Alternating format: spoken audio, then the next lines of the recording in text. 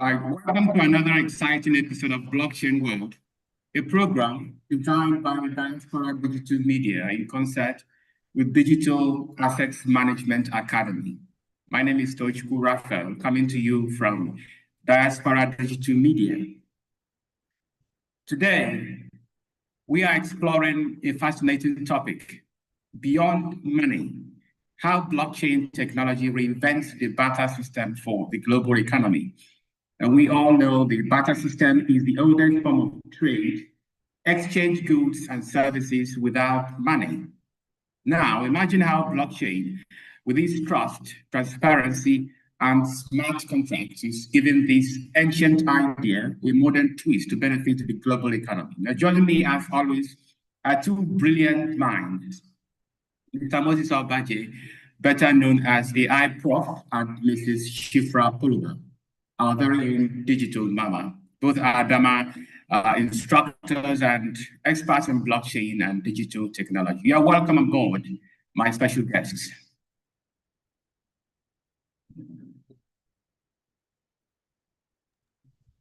Thank you, Mr. Tochukwu, and good morning to our listeners. Good morning, good to see you once more. everyone. All right, good morning, our audience, everyone. Let's dive straight into the questions that will help us understand this exciting topic better. To you, Mr. Obaji, how would you explain the barter system to say?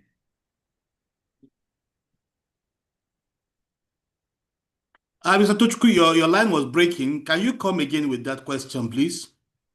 Okay, I said, how would you explain the barter system to someone new, a new person? And why is it still important today in this world? All right. Thank you, Mr. Tochukwu, and good morning to our listeners. Now, based on your question, I think the best way, or the layman's way, to explain the barter system is a means of exchange for goods and services between two parties without the use of an intermediary. All right? Whereby if you want to get something, you don't need a third party for you to transact with the person whom you want to get a thing from. Let's assume you want to buy, I know in the days of old, sugar was not there. So let me use maybe potash and salt. Like we all know, women use potash to fasten some cooking processes, and they are used in the science laboratory for a lot of things. And also, salt is also used in cooking. So for someone who wants to get salt and he doesn't have salt, and for someone who has potash, who also does not have salt. Now, one is in need of potash, one is in need of salt. They come together without any intermediary, as at that point in time. The person who needs potash collects potash and gives back salt to the person who needs salt without any third party. So for millennia, human exchange systems have evolved through phases of barter. And from barter, it moved to money. And from money, it moved to digital finance. But there are a vast differences. Like I earlier said, the barter system does not need a third party interference in the course of doing business. There is that trust between the buyer and the seller, or between those two.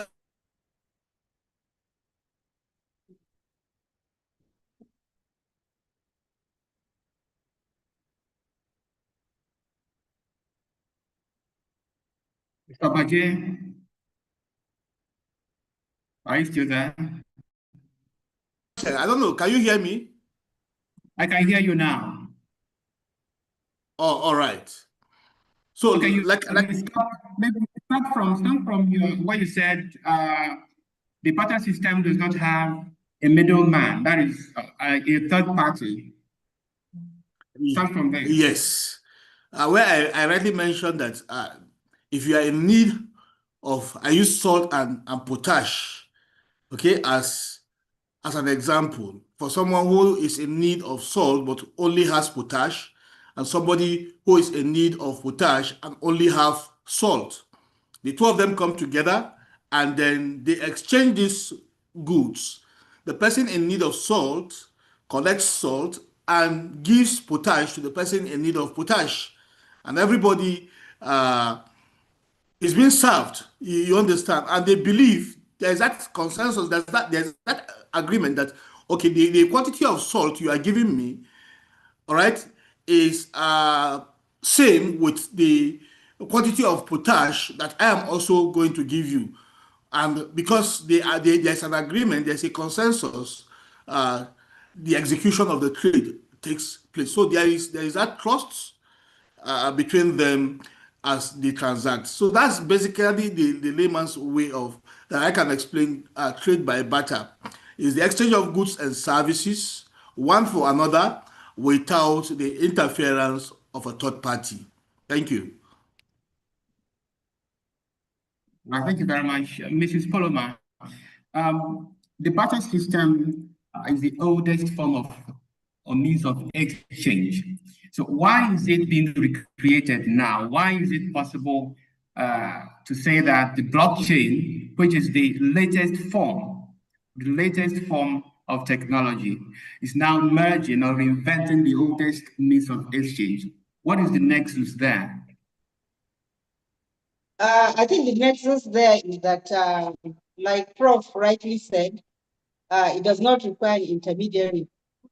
But then, if you look at the old barter system, being the oldest, but then there are some challenges. For example, trade by barter has to be like it's physical. You have to be close to the person to be able to do that. Okay. I hope you understand. So it makes it difficult. It is not global. And you have to move to another location to be able to do that transaction. So you have to find somebody as well who needs what you want to give out for you to be able to do that transaction. And then there's this issue of how do you weigh what you are selling? What is the yardstick? You understand? So it doesn't make it like one may be a little bit more expensive, but you just have to let it go because you are in need of that very particular product. But now it is being reinvented to make it global. Because in the blockchain system, you discover that it is more secure. It is a ledger, a notebook where the transaction is recorded. And then it is recorded across many computers, whereby everybody that goes in knows exactly what it was exchanged for. And then, like I said, in as much it is originally built for cryptocurrencies, but now it makes it more global because I can do a transaction to anybody, anywhere in the world. And the value of what I'm exchanging, it's a global value. So in this case, it is not like a trial and error or just because I feel like selling, because I am in need of a product. Then it means, however, I just have to let go because I need that product. So originally it is just for, it's just an improvement on the barter system we had in the olden times. So yeah, I think it's more of a trustworthy trade system. And the agreement is that you are now agreeing on a value, and the value is universal. So it makes it like better than what we had before. Thank you. Right. Thank you very much. Mr. Obaje, Mrs. Poloba just mentioned a few problems with the traditional blockchain, traditional barter system done without technology. Can you mention other problems that can be or that can ensue when you use this, cultural style without technology or blockchain? Okay, I think, like I was saying earlier, uh, human exchange systems have evolved through phases of barter. From barter, we moved to money, and now we are talking about digital finance. Now, each of these movement from barter to money and digital finance, the reason is because each of them is trying to address inefficiencies of its predecessor. And yet, the rise of blockchain technology challenges the very premise of money, because money was used to solve that challenge of when you are to weigh between the two items that are being transacted, two or more items that are being transacted, and you cannot get an equal value of what is being treated as at that point in time, and then money came in as a central medium of exchange. Now, there is this argument that blockchain represents a technological reincarnation of the barter system. That is, the barter system is being rebatted now, which will enable peer-to-peer exchange of value without centralized intermediaries or traditional currency. You see, just like she rightly mentioned, you need to move from one place to another. If you are in search of salt and you are holding potash, and you do not have somebody who wants potash for salt, transaction cannot be executed, and you will not get what you really wanted as at that point in time. So through decentralized consensus, where we have smart contracts, we have tokenization, we have blockchain, which allow assets, services, and even time to be directly traded in programmable, trustless environments. Because in the barter system, trust must be established, even though there is no medium of measurement between the product that is being transacted. That trust must be there. But you will find that in the same arena of transaction, that even though the trust might not be fully orchestrated. Why? Because I am in need. So at whatever cost it may cost me, I just have to give out what I have so I can get what I want. Not really the right value of what I have as at that point of the moment. So with the barter system, valuation of whatever asset or whatever property you have is inefficient. It cannot be really measured. But because of the coming of money, and from money now we are moving to decentralized finance, these challenges are being tackled one after the other, that you can transact from any point you are without moving around looking for a buyer, and you can get real value for whatever you are transacting as at that point in time. So the study of blockchain is within economic history, being giving birth to the old way of doing business, but at the same time making it a real world implementation across decentralized financial systems. And so therefore, findings suggest that blockchain does not merely disrupt barter system or the monetary system, but it transcends it. It's redefining value exchange for a post-monetary global economy. However, there are cautions also that there is regulatory ambiguity in terms of blockchain technology, in terms of scalability, in terms of challenges, and there is this socio-economic disparities which remain barriers to true decentralization. But I feel the blockchain ecosystem is work in progress, and blockchain promise lies not in replacing money or the barter system, but reimagining the architecture of economic trust and collaboration and cooperation. Thank you. You mentioned smart contracts. What do you mean by that? What makes a contract smart? Well, a smart contract is a technology that is embedded in blockchain, all right, that it executes automatically without human interference. Let's assume you are in a hotel room, and then smart contract is embedded in the service of that hotel facility. It says, okay, by 12 noon, your booking for one night is has terminated, and then every service that you so require from that hotel facility as at that moment is cut off. It's cut off. It's either you renew uh, the services or you check out of the hotel. So if this happens, this should be the result. Just like when you go to the bank today, because of security, there's a button you need to press for the door to open. All right. But there are places you go that it has sensors that are smart contract based, that immediately they see an image, the door opens.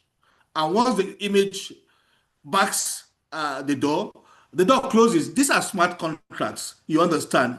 If this is done, this should be the result. That is what blockchain smart contract is all about with reference to blockchain. Maybe in furtherance of our discussion, I think we will talk more of it. And I know previously we discussed smart contracts comprehensively in one of our engagements with you, the Diaspora Digital Media. So anybody who wants to learn more about smart contracts can visit some of our previous engagements with you. Okay, all right, thank you very much. Mrs. Solomon, the barter system basically has to do with exchange of goods beyond currency. Now, in the blockchain, this is being reinvented and recreated. So what are the services, or should I say goods and materials, that are being exchanged for the other?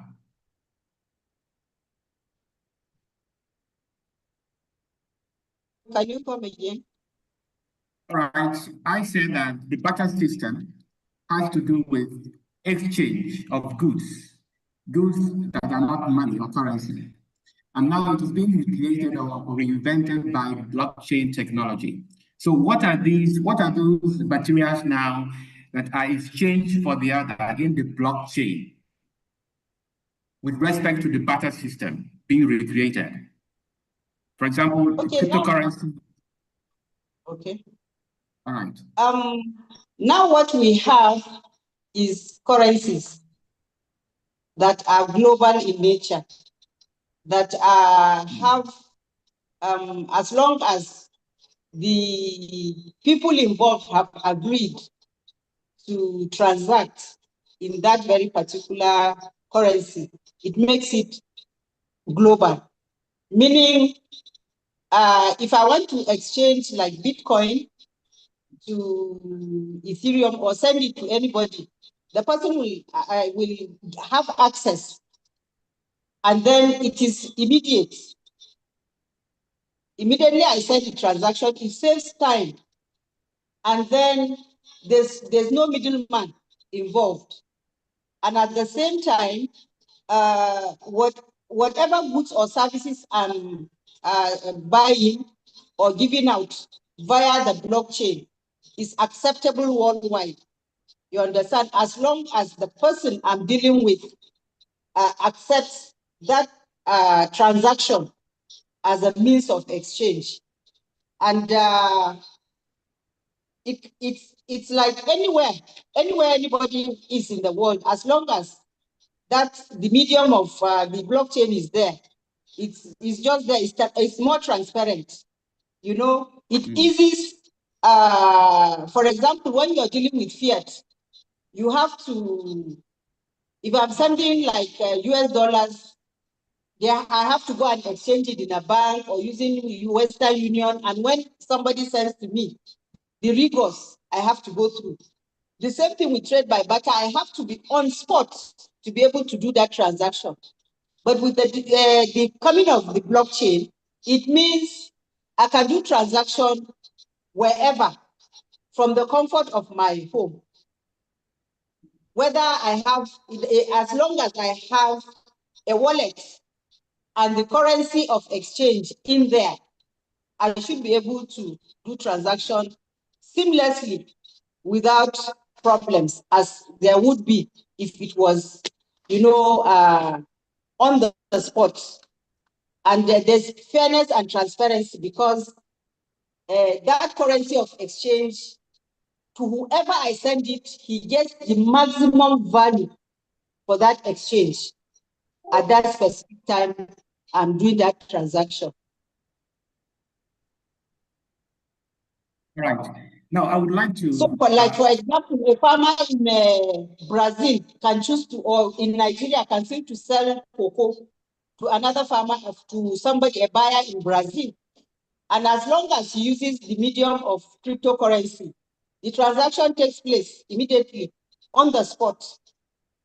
He doesn't have to see the person, he doesn't have to know the person, but as long as that transaction is there, it happens seamlessly. Thank you. Right now, I think there is a movement of trust here, because in the traditional barter system, two parties have to meet each other, see themselves physically. And by that presence of both parties, that the presence of both parties is a kind of encouragement of trust between both of them. Unlike what we have now, you don't need to see the next person or the other party. The transaction has to just be moving trust. There is an issue of trust here in the current system. Yeah, like we've always talked about blockchain. Blockchain is a secure digital ledger. That where the computers are shared across. It's a notebook where that transaction is recorded. Mark you, and it is immutable, meaning it cannot be tampered with. Anything that cannot be tampered with is trustworthy. Because wherever you are, wherever the person is, if he logs in, checks his wallet, he gets the same value that you have shared. And whoever wants to audit or to go through that transaction, you see the time stamp when that transaction occurred, whether the person got the transaction, it will be there and it cannot be erased. So that's where trust, obviously, in the blockchain is something that cannot be toyed with. It is one of the things that makes the blockchain tick, stand out. Thank you very much. Mr. Barter, could this new form of system help small businesses or farmers in developing countries like Nigeria? Please come again. Come again. Your network is breaking. Breaking. The blockchain reinvention of barter, could it help small businesses or farmers in developing countries such as ours? Okay, now before I even delve into that issue, now in classical, can you hear me? Can you hear me? Yes. Clearly. Now remember, at the onset we made mention of the deficiency of trade by barter. Now in classical economics, money emerged because from before we got to blockchain, we had money. We moved from trade by barter to money, and then from money to what we have today, blockchain and decentralized finance. Now, so we cannot exempt money from our discussion. We need to take it from barter to money, and then from money to decentralized finance on blockchain. Now, money emerged as a response to the inefficiencies of barter because money came as to fulfill three fundamental roles. Number one, medium of exchange. Number two, units of accounts, and store of value. So the introduction of money enabled societies to transact what we call the double coincidence of wants. Now, allowing goods and services to be exchanged indirectly through a common medium accepted by all, which is money. So, and that's why if you need a car, all right, and what you have is a warehouse of rice, you can sell your rice and get money, and then use money to go and buy your car. Now you cannot go and exchange your rice for a car. You understand? So it disrupted that direct you understand, that direct transaction. And that's why blockchain, having looked at the challenges of money itself, because money is being controlled by certain authorities, by governments, by banks, by centralized authorities. Now the blockchain technology came so as to bring back the barter system that transacts directly with whatever resource you have to get what you want. Because when you are using money, you are controlled. Somebody is in control of your resources. Somebody tells you when to use your resources, how to use it. In fact, he gives you a benchmark for your own dear resources. And so now blockchain challenges this framework by decoupling exchange from the need for a central medium. There is no need for a central medium before exchange can take place. And that's why we have tokenization, we have smart contracts, where value can be transferred directly between parties without relying on fiat money or on a financial intermediary. So now I just want us to know that tokens serve not as universal mediums of exchange, but as contextual representation of value. As contextual representation of value. That is to say, they are programmable assets that can embody specific rights, that can embody ownership, that can embody claims or the utility functions. Now, when you talk of blockchain, because it is a secured, transparent, all right, immutable ledger, to a layman in Nigeria or a farmer, there is that challenge. In fact, let's look at the current situation. Let me use this narrative. If you look at the grain market today, with regards to the local farmer, I believe maize skyrocketed to over 80,000 naira per bag last year.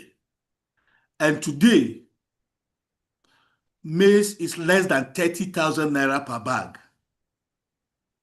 Now, in the course of farming, the costs of just fertilizers, I'm not talking of seeds, I'm not talking of harrowing, I'm not talking of the planting and the rest. The cost of fertilizer alone, for you to get 1 bag of fertilizer, you need to sell about 3 bags of maize. If you compare the current price of maize and the previous price of fertilizer, You need, for you to pay for 1 bag of fertilizer that you used in your farm, you must sell 3 bags of your maize. So you can see that there is inconsistency. But with blockchain technology, which can monitor every aspect of the farming process and document what was spent in the process, even to the point of maybe storage or taking it to the market, it will give you a holistic picture of what the farmer spent. Let's assume after the whole farming of a thing, maybe he gets about 100 bags, and it is equated to the cost of farming. 1 bag costs him 40,000 naira. 1 bag costs him 40,000 naira. Now, by no means will he, as a farmer, if he wants to continue in business, sell this maize at the rate of 40,000, at the rate of 30,000 naira, having known that he spent 40,000 naira to produce 1 bag. Why? Because blockchain has simplified the processes and given him a clear picture. And this picture is clear. Anybody can go to the blockchain ledger and cross-check what this man is saying. He said, I spent 40,000 naira in bringing forth 1 bag of maize to my warehouse. And because of trust of this technology, the buyer will not say, okay, I need to pay 30,000 naira for this bag, having seen what you spent, and then he decides to give you a little interest on what you have spent so far. Why? Because everything that is recorded on the blockchain is transparent, it is immutable, all right, and trustworthy. So it will go a long way. Yes, it might take time, it might take procedures, there will be challenges, there will be bottlenecks, but I bet you the technology of blockchain has come to salvage even the locals. It has come to salvage mankind. Now, what brought about what we are facing today? It is because of lack of transparency. The government can decide to crash the price of a product strategically. Yes, to make name for themselves. But is it in line with what man has gone through in the face of producing a certain product for himself? Even as we speak today, the results we get from the electioneering processes that take place in our countries, in Africa, even in the global space, are they giving us the real face of the electioneering process? The answer is no. But if it is blockchain, there will be transparency, and whatever goes to the blockchain cannot be tampered with. It gives you accurate and proof-ready results. So it has come to salvage mankind. So yes, in where we are today, blockchain will salvage the low income earners. It will salvage the low people we see, the low cadre of humanity we see in the society, making them have a voice and making them see the realities and face the realities of life, even in governance, even in the market space, even in the exchange of commodities. Blockchain has come to salvage that situation. Thank you.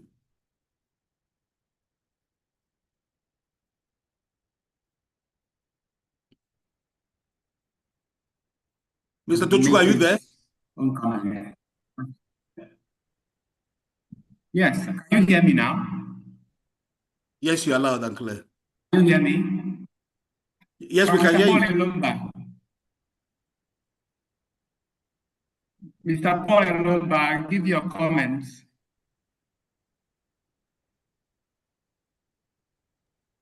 Okay, thank you very much. Can you hear me? Yeah, can you hear me now? Mm. Can you hear me? Yes, clearly. Yes, you are loud and clear. Speak up.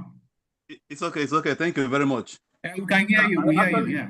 Yeah, I actually wanted to speak on what AI Prof has just spoken about now concerning what blockchain is bringing, the advantage it has over trade by barter and the fiat monies that we use today. So, but I want to break it down a little. I want to add a little more to that. Now, you see, in blockchain, there is, although Prof mentioned the tokenization. So, I think in science it's called graduation. When you bring a cylinder, for instance, if it is not graduated, you can just pour water into a cylinder without not actually knowing the quantity of water that you are getting there. But when that cylinder is graduated, you see them numbering it 10 millimeters, 20 millimeters, 30 millimeters. So that when you pour water into the cylinder, you know the quantity of water that you are pouring exactly. And if it is medicine, drugs, when they say take 10 mils, you know they are taking 10 mils. When they say 50 mils, from that cylinder you are taking 50 mils, or bottle, you are taking 50 mils from that bottle. So in that same way, in blockchain and digital currencies, they are tokenized and they are numbered and they are graduated. They are broken down into units. The Bitcoin that we usually use as examples, the unit is 21 million. And until the end of the world, it cannot go beyond that 21 million. So when you go to do a transaction,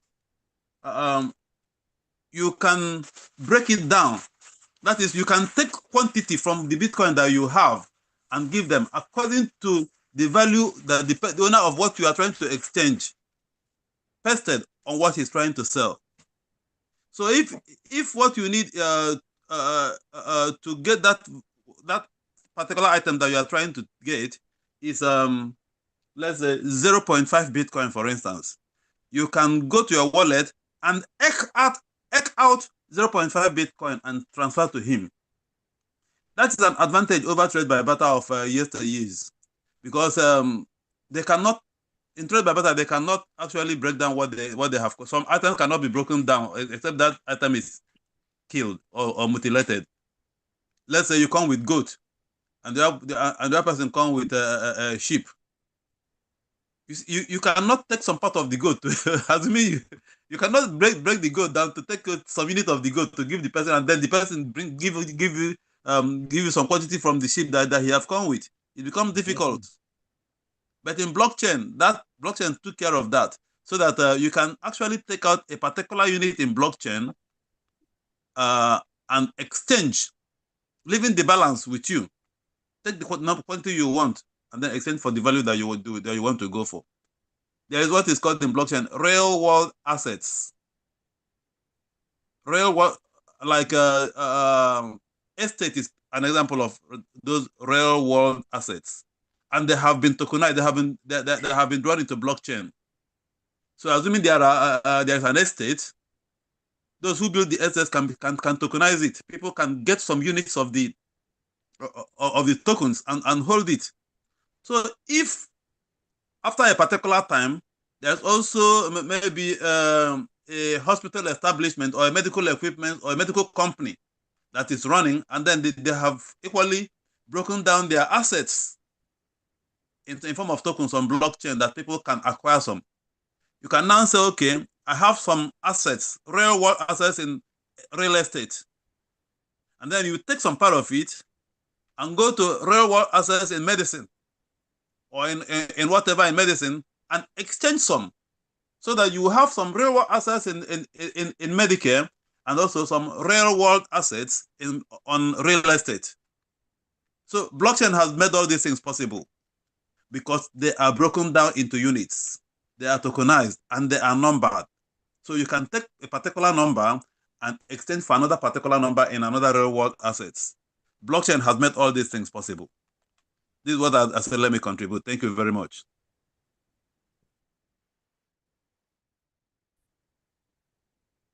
A wonderful contribution from Mr. Kwaleluba. Thank you for that comment. Can you hear me?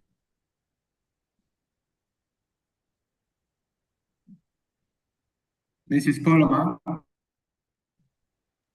I can hear you. Digital Mama? Okay. Yes, I can hear you. I can hear you.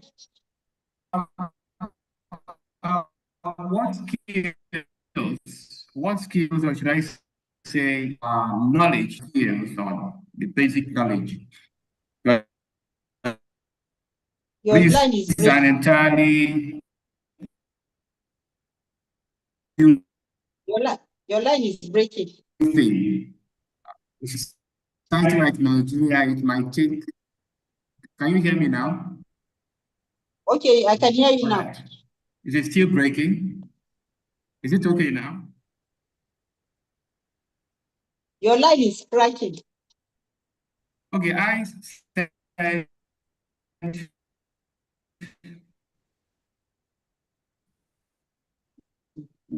what are the skills or knowledge? What's those? If it stops, can you hear me? Your line cracked towards the end, so I didn't hear you. I heard about skills, but the concluding part, I didn't. Hello?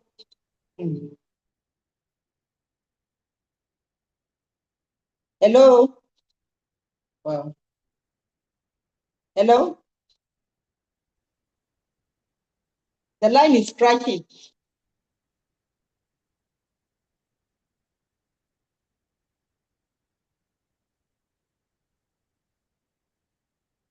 Hello? I can't hear you. Okay. I didn't hear what his question was. I heard about skills, but I didn't hear the concluding part of what he was trying to ask about the skills. Whether it's trying to find out. Same here. I did not hear that question at all. I don't know, maybe he wants to find out the skills one requires to navigate the space or so, I wouldn't know. But then,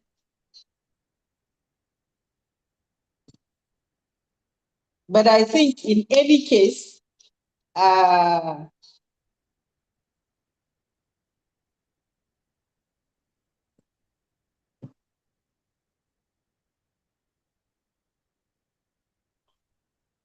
hello? Well, I think you can speak in that direction. The skills needed to navigate the blockchain space. Maybe if it is not, he can come and. Okay.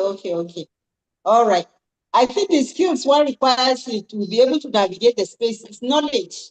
You know, one has to have knowledge about the blockchain itself, and then the characteristics of that very particular asset that he wants to own.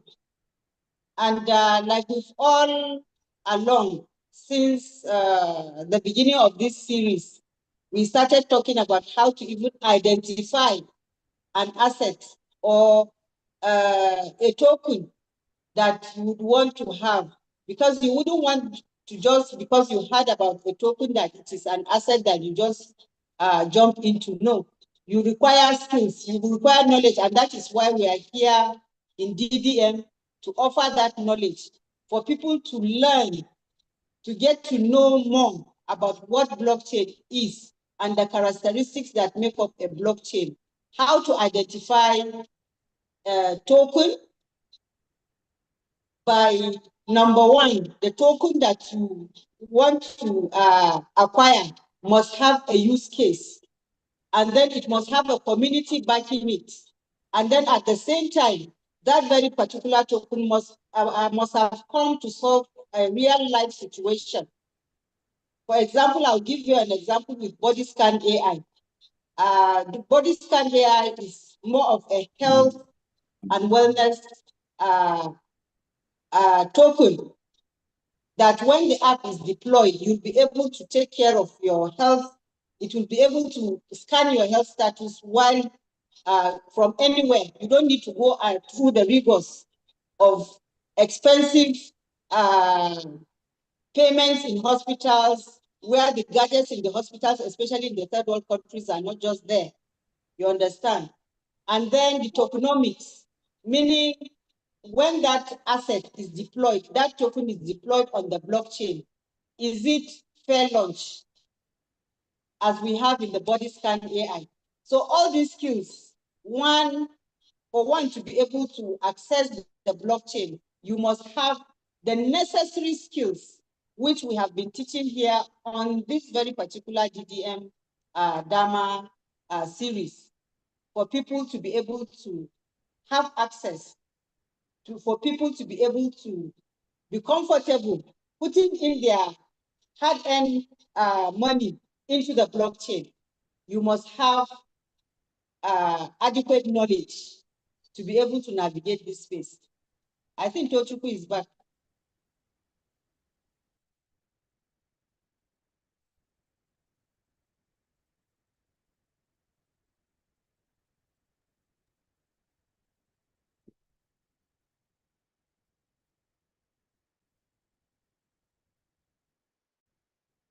We still lost him. He came back, but he's out of the space again. Yes, again. Now you see, digital mama, I just like you already mentioned, knowledge is key. Because without knowledge, even in this space, whether you have the skill, how did you get the skill? The skill comes via knowledge. All right, because when we look at the trade by barter system, one of the greatest challenge is when we look at the what is called the network theory that talks about decentralization as an economic architecture.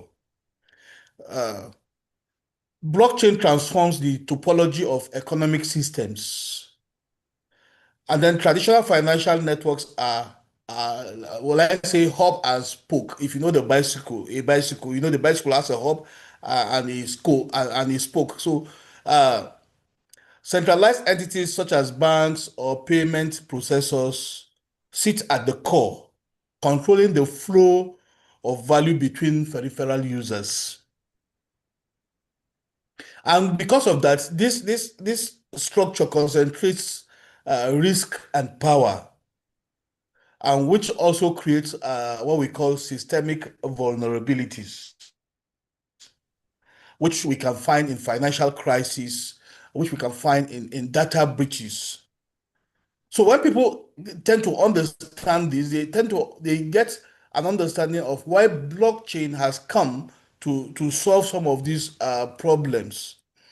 Now, because a blockchain embodies what is called distributed network topology, or distributed data network.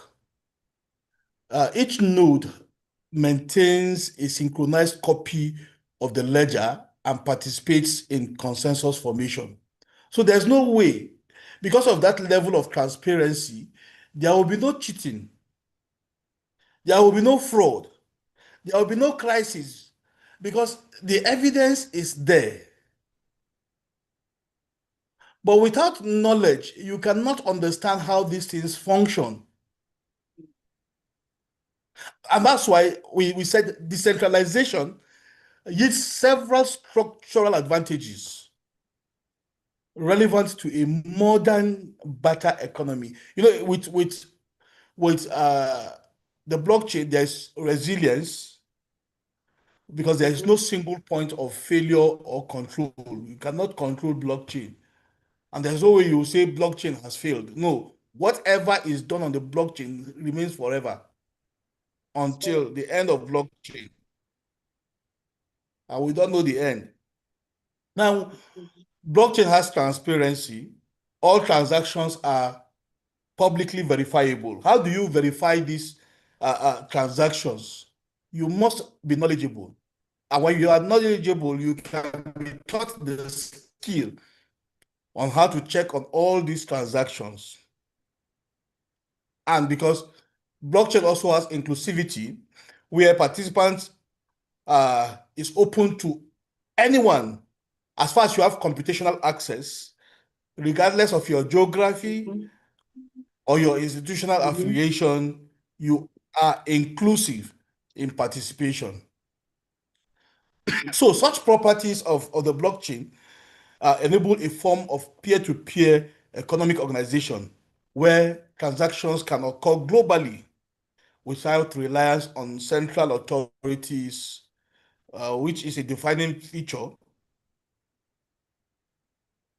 of the digital barrier model. Because that's one of the greatest challenge. When there's no network in the bank, that's the end. You have a great challenge.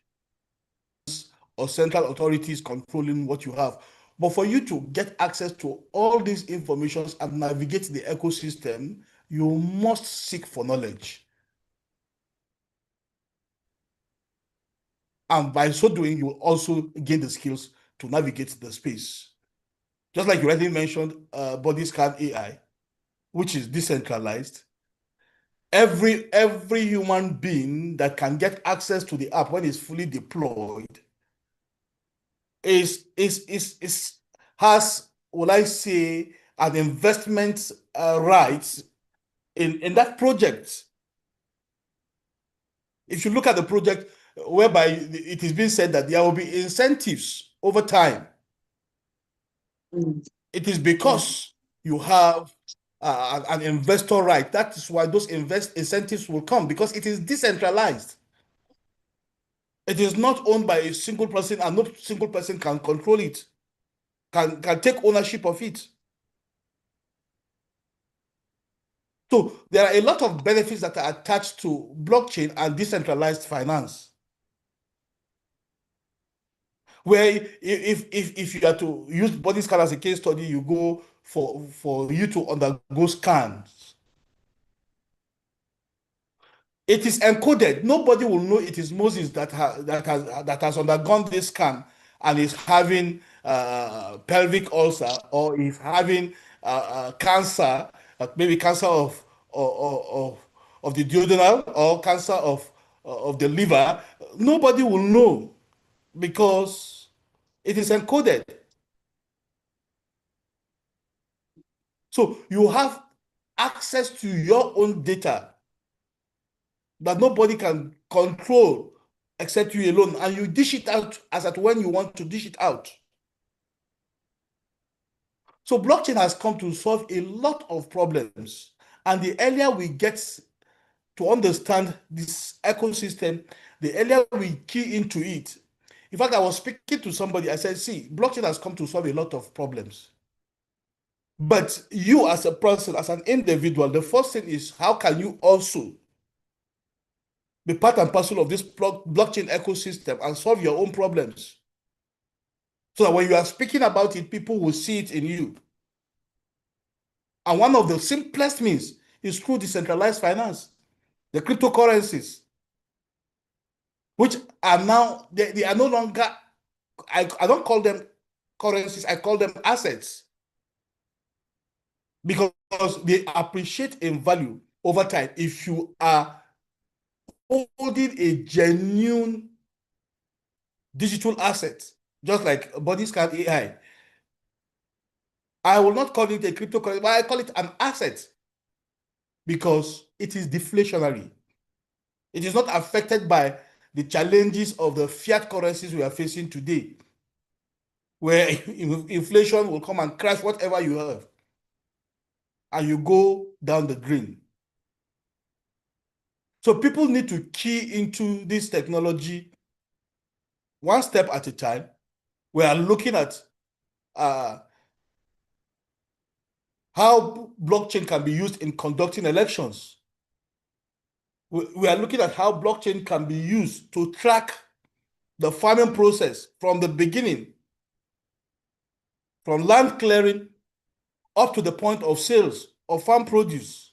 Agriculturally, we are looking at how blockchain can be used in the sale of electricity generated by solar. If you have excess electricity in your house and your neighbor has none, how can you use blockchain and sell part of this power generated to your neighbor. It can be done on the blockchain. We've talked about health, how your health can be decentralized. So there are a lot of benefits attached to it. But if you know you are hungry and you want to salvage your situation, get one of these digital assets, hold over time. Just like if you look at Bodyscan AI, it is trading at, I think, 3 zeros and a 4 or 4.5 US dollars. By the time it does 100x, if you are coming in with just $100, what do you get? It's mouth-watering. If you are coming in with $1,000, it's mouth-watering. So it is our responsibility as instructors, as members of this movement, as advocates of the blockchain ecosystem movement in Nigeria, in Africa, to take up the bull by the horn, educate the masses with the little knowledge you have. It is by drop and drop and drop of water that the ocean is formed. A lot of people know about Bitcoin. Can you use Bitcoin to educate them as far as decentralized finance is concerned? As a means of using blockchain in trade by barter. Because a lot of us want to hear big people speak about the blockchain and ecosystem. As far as you are an advocate and you've seen the benefit and you've seen what it can help you and your entire community, please go out for it. Go out for it. All thanks to our partners, Diaspora Digital Media, that they are untiring every week so that we can speak to the global space. Every one of us has a responsibility so that we can better our lives and the lives Thank you. of other people. Thank you, Mr. Tochukwu. You're welcome back. Network is not really helping matters at all, but for all your contributions, for all your comments and comments, we thank you. Say a big thank you to our guests, Mr. Moses Obaje, AI Prof, and Mrs. Shifra Poloba, our digital mama, and everyone who has contributed in one way or another. Our audience, without you, we are not going to be here, but we really appreciate your presence. All right. Blockchain World comes to you every Wednesday, weekly, designed by Diaspora Digital Media Digital Assets Management Academy, based in Abuja. We are here to bring you everything concerning blockchain technology and beyond. If you like this program, do ensure you leave a comment in the comment section on our YouTube channel. Share the video, make your like, and also call others to join this marvelous program. We are always here to help you in any way. Thank you very much. We'll be here again next week for another exciting edition. Thank you once more, Ms. Obaje and Mrs. Shifra Pulova. Thank you for having us. Yes. You're welcome. Right, that's it here from me, Deutsche Raphael. Goodbye. See you next time. Bye. Bye and out. Thanks for all your efforts. Okay.